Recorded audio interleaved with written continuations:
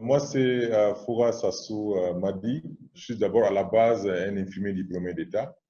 J'ai participé à plusieurs projets au Tchad et ces derniers temps, c'est plus le poste de chef de mission que j'occupe depuis 3 4 ans. On parlait toujours de possibilités de suivre des cadres juniors MSF en faisant le mentoring. Moi, j'étais intéressé, même si beaucoup pensaient que j'étais déjà expérimenté, alors que j'occupais déjà des grands postes.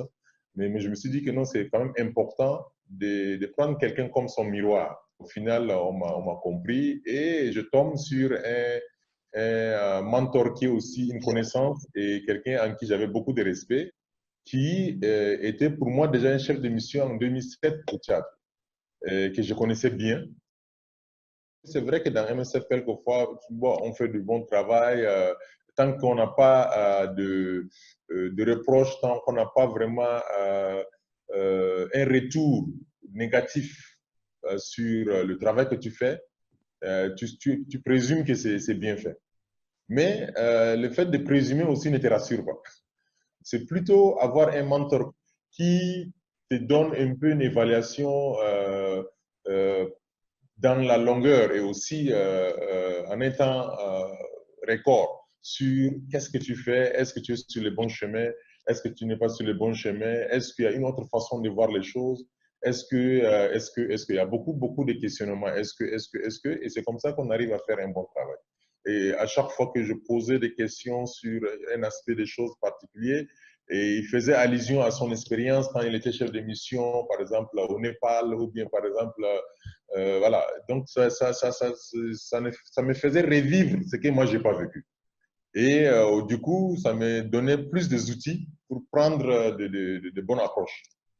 Il te donne d'abord de l'espace, il te dit ce qu'il faut, ce qu'il pense. Est-ce que tu as une stratégie? Et quelquefois, il dit fais attention à ça. Quelquefois, tu peux trouver telle situation. Aussi, nous travaillons dans un contexte d'insécurité. Mhm. Donc, comment engager les discussions, comment analyser, comment intervenir ou interacter avec les différents acteurs dans la prise en charge ou bien dans la gestion de ces projets. Ça, c'est aussi des aspects des choses qu'on a beaucoup discuté. La stratégie de management de son équipe, ça, je vais garder toute ma vie, ça c'est clair. Ça, c'est une chose. Et ça m'a beaucoup rassuré plutôt aussi. Ça m'a beaucoup rassuré dans mon style de management parce que, voilà, avoir quelqu'un qui a vécu ça et qui a réussi, ça m'a galvanisé vraiment dans ce que je fais. Le travail qu'on a fait avec mon mentor, c'était comment travailler de manière inclusive, comment essayer d'avoir l'avis de tout un chacun. En tant que chef de mission, laisser les autres prendre leur département en main, ne venir en support qu'il y a un besoin. Toute personne doit avoir un mentor, normalement. Parce que ce n'est pas comme si tu te prenais pour un écolier qui apprend, non. C'est juste pour partager.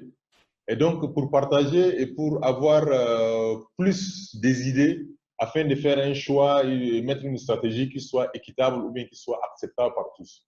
Et donc, avoir quelqu'un quand même